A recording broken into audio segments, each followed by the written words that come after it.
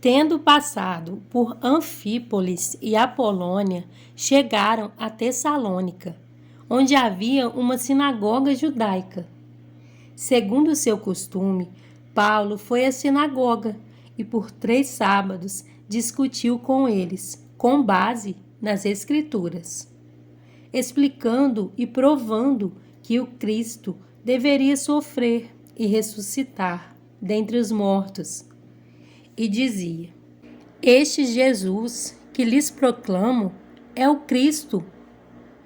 Alguns dos judeus foram persuadidos e se uniram a Paulo e Silas, bem como muitos gregos tementes a Deus, e não poucas mulheres de alta posição. Mas os judeus ficaram com inveja. Reuniram alguns homens perversos dentre os desocupados e com a multidão iniciaram um tumulto na cidade. Invadiram a casa de Jason em busca de Paulo e Silas, a fim de trazê-los para o meio da multidão. Contudo, não os achando, arrastaram Jason e alguns outros irmãos para diante dos oficiais da cidade, gritando: Esses homens que têm causado alvoroço por todo o mundo, agora chegaram aqui, e Jason os recebeu em sua casa. Todos eles estão agindo contra os decretos de César, dizendo que existe um outro rei chamado Jesus. Ouvindo isso, a multidão e os oficiais da cidade ficaram agitados. Então, receberam de Jason e dos outros a fiança estipulada e o soltaram.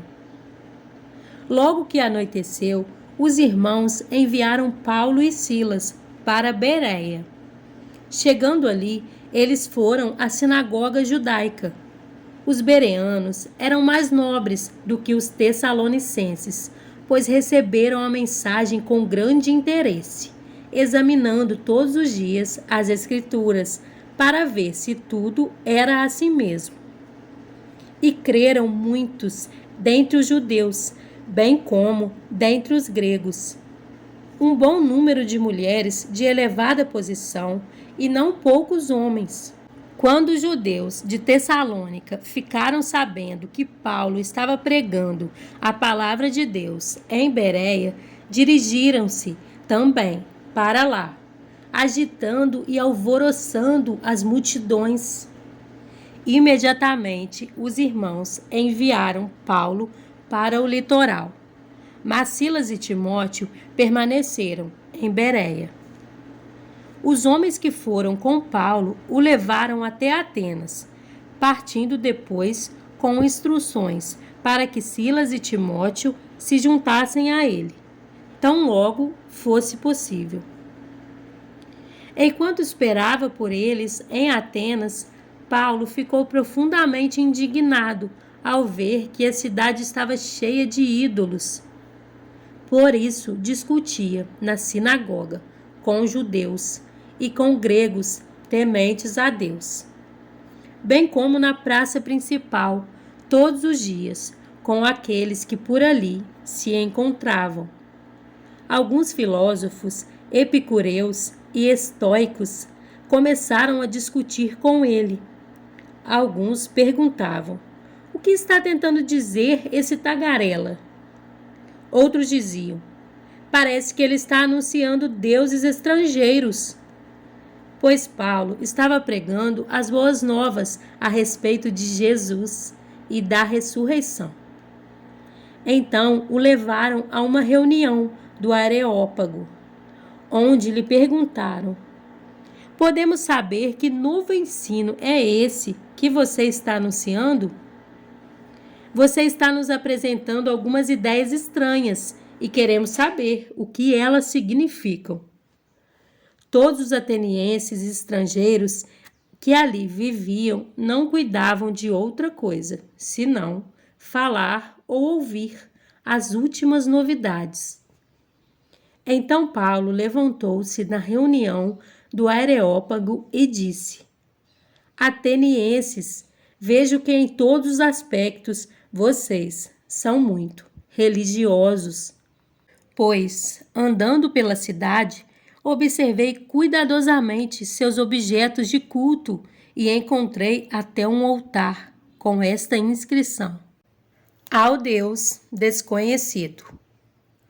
Ora, o que vocês adoram, apesar de não conhecerem, eu lhes anuncio. O Deus que fez o mundo e tudo o que nele há é o Senhor do céu e da terra, e não habita em santuários feitos por mãos humanas. Ele não é servido por mãos de homens, como se necessitasse de algo, porque ele mesmo dá a todos a vida, o fôlego e as demais coisas.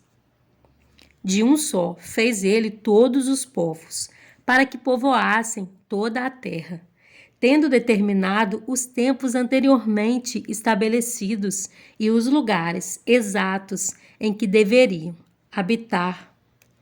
Deus fez isso para que os homens o buscassem e talvez, tateando, pudessem encontrá-lo, embora não esteja longe de cada um de nós.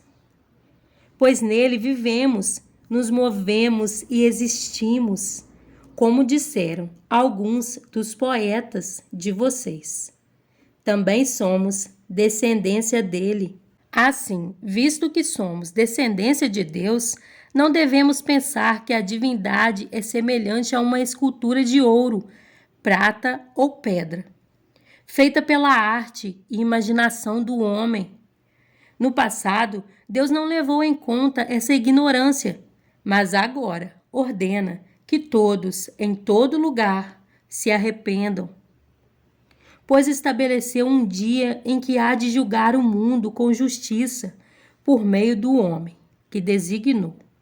E deu provas disso a todos, ressuscitando-o dentre os mortos.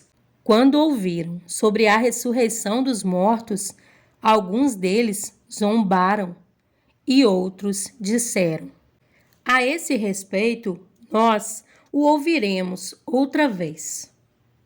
Com isso, Paulo retirou-se do meio deles. Alguns homens juntaram-se a ele e creram.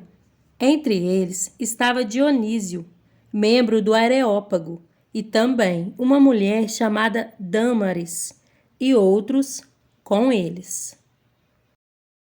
Em João 14, 21 a 26, diz: quem tem os meus mandamentos e lhes obedece, esse é o que me ama.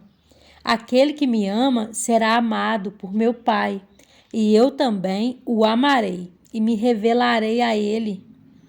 Disse então Judas, não Iscariotes: Senhor, mas por que te revelarás a nós e não ao mundo?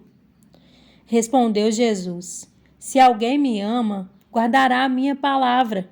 Meu Pai o amará. Nós viveremos a ele e faremos nele morada. Aquele que não me ama não guarda as minhas palavras. Estas palavras que vocês estão ouvindo não são minhas, são de meu Pai que me enviou. Tudo isso lhes tenho dito, enquanto ainda estou com vocês.